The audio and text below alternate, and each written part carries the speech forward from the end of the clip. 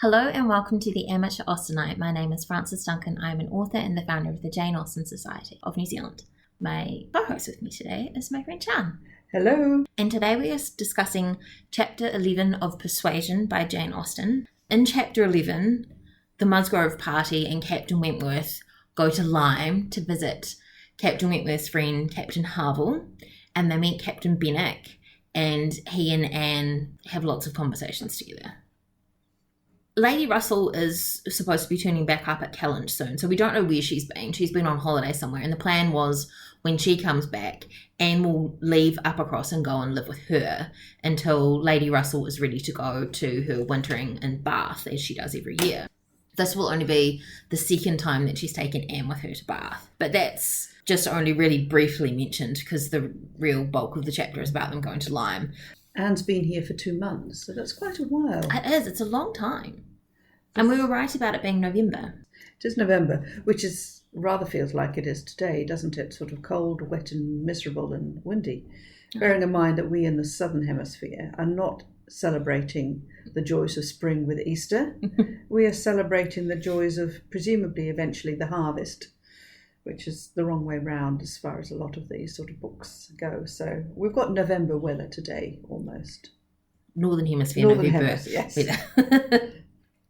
Anne's concerned about Lady Russell and Captain Wentworth meeting anywhere, but she thinks that she would be rather leaving him behind when she leaves Uppercross because he spends all his time there. He visits so much so that he's been gone for 2 days from Uppercross and they worry what's happened.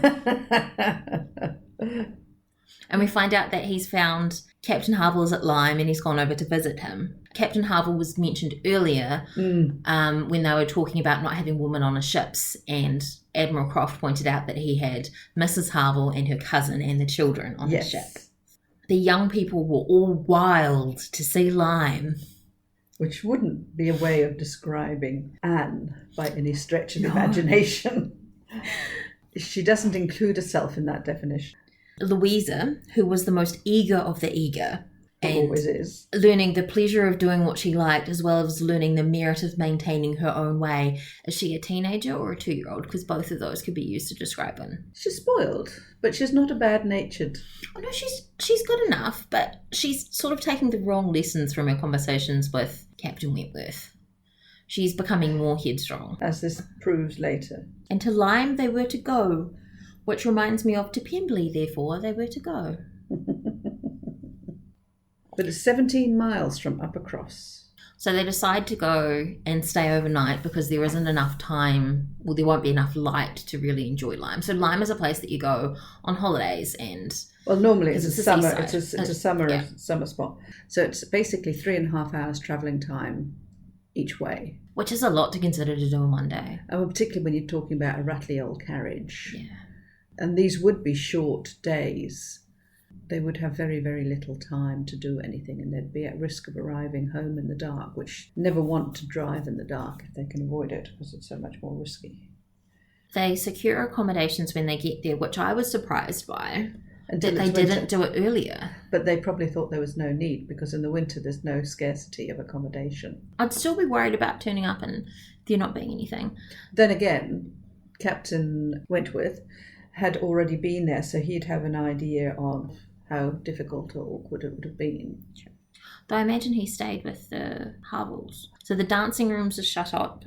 The landlord keeps apologising that there's not much going on in town, but they're so excited. And then it goes into this love letter about Lyme. It's like a tourist brochure. It is. A very strange stranger it must be who does not see charms in the immediate environs of Lyme. Romantic rocks and scattered forest trees and luxuriant growth. She's quite rhapsodising over Lyme. I love the term of the principal street almost hurrying into the water. Like it gives it its own character. It gives the whole thing and its own movement. Character. And then she talks about the sea and whoever deserved to look on it at all, as if seeing the sea is a privilege. It is a privilege, and of course it constantly changes, doesn't it? It's interesting that they go there in the off-season, contrasting with Bath, because obviously winter is the time to go to Bath, and that's when Lady Russell's going to go, and that's when the Elliots have gone. And I think it's unlikely that the Elliots would deign to go to Lyme in the off-season. Oh, no, of course not. But you can still get pleasure, and I think this is what she's showing, no mean tides of wondering and admiration. And not even Louisa seemed to feel they'd parted with Captain Wentworth long, because they were so engrossed with the scenery and the place. And then we meet Captain Benwick, Captain Harville, and Mrs. Harville. And we were talking about the pronunciation of Benwick. There's a W in there, but it's not pronounced, which is, I'm guessing, an English thing. I wouldn't have known that's how it's pronounced, except obviously I've seen the movies and that's how they pronounce it. Yes, like a lot of English words, there's some silent letters in names. It's very confusing. Try Worcester sauce. Captain Benwick is a really interesting character, uniting very strong feelings with quiet, serious, and retiring manners and a decided taste for reading and sedentary pursuits. That could potentially also be used to describe Anne. And I wonder if that's why part of the reason Captain Wentworth might like him, because I think in a lot of ways he's very similar to Anne, and they certainly draw comparisons, or she draws comparisons between them in this chapter. And Captain Benwick is living with the Harvilles. We assume he can still work. It doesn't explicitly say that he can't, but I get the impression that Captain Harville can't work anymore. I thought it said somewhere that Captain Harville can't because of his health, that he is lame. He can't work anymore, not in the Navy as a captain anyway. But he occupies himself. Sure.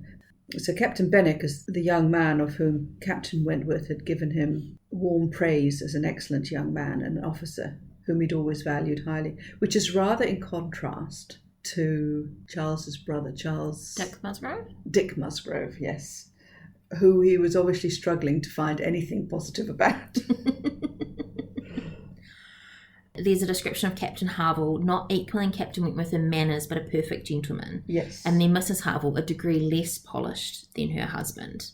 And you get the impression that Sir Walter would hate them. They're exactly the sort of people he's afraid of. Yes. Because she's less polished, but she's raising in the ranks. She's raised in the rank as a husband has. As captain. And Captain Benwick comes across as quite a romantic character. He has a pleasing face and a melancholy air. But there's a bewitching charm about them, which Anne notices is quite different from the usual style of give and take and formality and display. It's polite society rules versus real friends, real people, and real manners. With Captain Benwick living with state of mind, the country and the retirement really suited to him. The sympathy and goodwill excited towards Captain Benwick was very great. And Anne reflected that he has not perhaps a more sorrowing heart than I have. And she can't actually believe his prospects are quite so blighted. She's right. She's when absolutely she says right. He will rally again. Which, of course, is a little bit of a foretelling. But we have her, quite clearly comparing them to each other because they've both gone through a loss. She's a real observer, which, even though Captain Benwick seems similar on the surface, I don't think he's an observer like Anne is. She's very astute with what she sees. She just doesn't put herself out. She doesn't express herself. Captain Benwick may be shy, but he's actually not retiring. Because he seems quite willing to engage her in conversation when she starts a conversation. Yes. So we look at the way that the Harvilles live, and it gives you an idea that Anne and Captain Wentworth may have struggled if they'd married before he became rich. And she has a moment's astonishment when she sees their house. But she really appreciates how Captain Harville keeps himself busy and has great talent at excellently worked up things with the curious and valuable things that he got from distant countries. Then it was also talked about that Anne felt her spirits not likely to be benefited by an increasing acquaintance among his brother officers, because she felt that she'd be seeing more and more of him if she met more and more of his brother officers. And also that those were the people who would have been her friends, and now she couldn't regard them as her friends now because she hadn't married him. So she had to struggle against that great tendency to lowness. Again, when you look at the difference between Captain Benwick and Anne, she's hid her melancholy and her loneliness. Nobody really knows of it. No one that she lives with certainly has any acknowledgement of it whatsoever. So they're not really as similar as some people might think they are. So Anne is hardening herself to being in Captain Wentworth's company. And it sounds like they actually talk now, but just the interchange of common civilities. when they have to. Which must be very painful when all you can talk about basically is the weather. They go back to the inn and have dinner, and then Captain Harville and Captain Benwick come to visit them. And this is where Anne starts having a conversation with Captain Benwick and starting to form a relationship with him. He did not seem reserved. It was rather the appearance of feelings glad to burst with their usual restraints. Yes. Like, here's someone I can talk to, someone who actually wants to hear.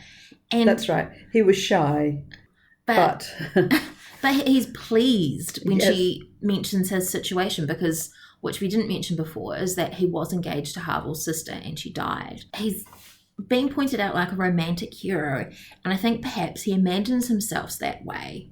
The word that came up for me, he was an emo. He would have been an emo in today's world, you know? Woe is me, walking around, sort of slightly gothic. You know, his reading material, he loved poetry, but all his poetry, as Anne says, is morose, you know. It's sort of all the melodramatic, tenderest songs and passion descriptions of hopeless agony of another, with tremulous feeling and a broken heart or a mind destroyed by wretchedness. I mean, he's wallowing in his grief. And it's very different to Anne. I think this is one of the things that really points out the difference between them, is that she doesn't hide herself away from society and she doesn't wallow in her feelings.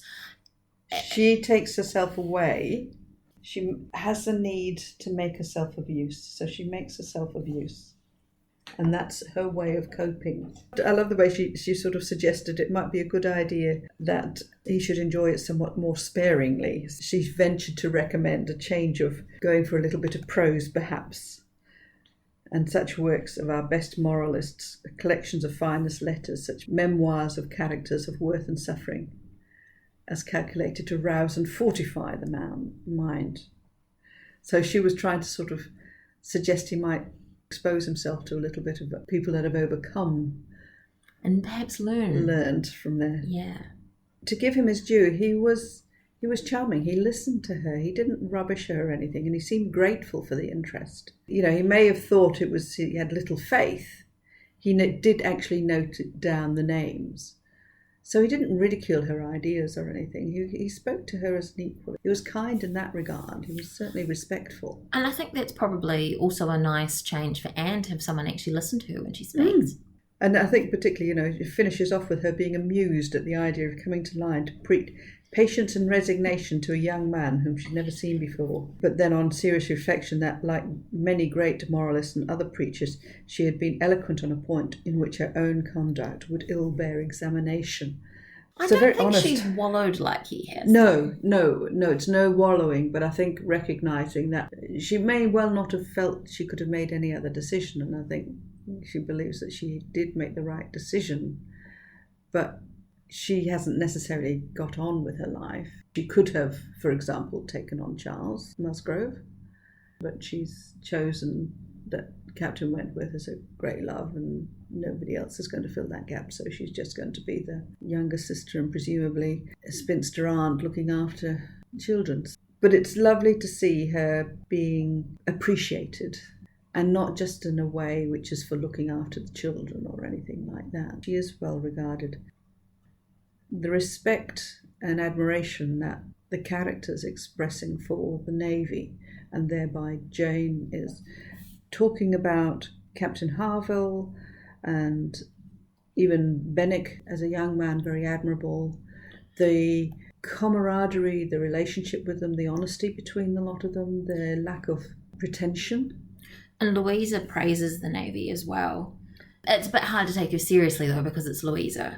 She was convinced of sailors having more worth and warmth than any other set of men in England. I wouldn't call her another Lydia. Definitely not that. She's got far, far better head on her shoulders and a much kinder personality.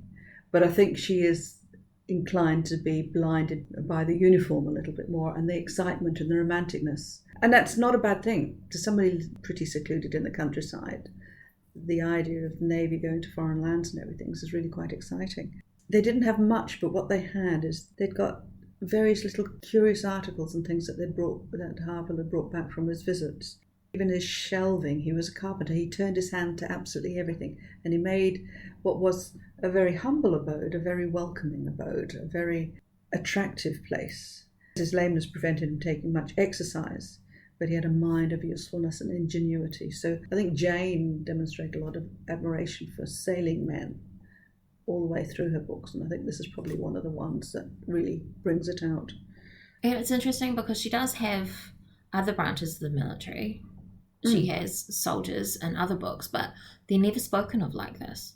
Obviously, she's got Brandon and Fitzwilliam, but she doesn't really know so much about their life. Being in the Navy, there's an awful lot of hurry up and wait. You're either in action or there's a lot of just doing nothing at sea while you're sailing around, but they keep themselves so very busy and they learn skills, really useful skills. And she thought of the great happiness she left behind her when she quitted the house. And yes, Louisa burst forth into raptures of admiration. And that is our summary of Chapter 11 of Persuasion by Jane Austen. My name is Frances Duncan. You can find me at francesduncanwrites.com and on Twitter at Frances_Duncan. Thank you for listening and we wish you happy reading.